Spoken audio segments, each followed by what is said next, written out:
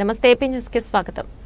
కాకినాడ జిల్లా కిర్లంపూడి మండలం జగపతి నగరం సత్య కాలనీలో గల శ్రీ కోదండరామ ఆలయంలో శ్రీరామనవమి వేడుకలు ఘనంగా జరిగాయి. సీతారాముల కళ్యాణం కన్నుల పండుగగా ఆరాధ్యుల వెంకన్న పంతుల ఆధ్వర్యంలో సీతారాముల కళ్యాణం జరిపించారు. ఈ సంవత్సరం కళ్యాణంలో సత్య కాలనీకి చెందిన శంకరనం భాస్కర్ రావు, శ్రీమతి పావని దంపతులు కళ్యాణంలో పాల్గొన్నారు. మాజీ జెడ్పీ ప్రతిపక్ష నేత తెలుగుదేశం పార్టీ నాయకులు తోట నవీన్ కోదండరాముని దర్శించుకున్నారు. కళ్యాణం అనంతరం అన్నదాన కార్యక్రమాన్ని కమిటీ సభ్యులు ఘనంగా నిర్వహించారు.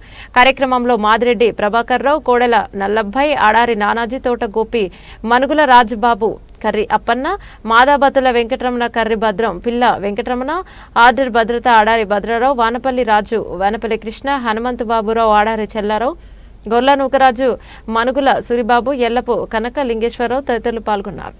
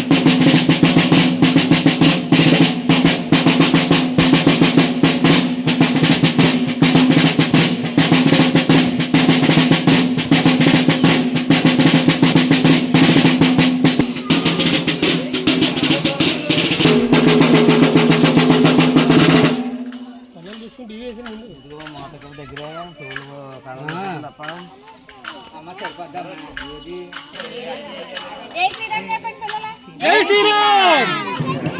జై శ్రీరామ్.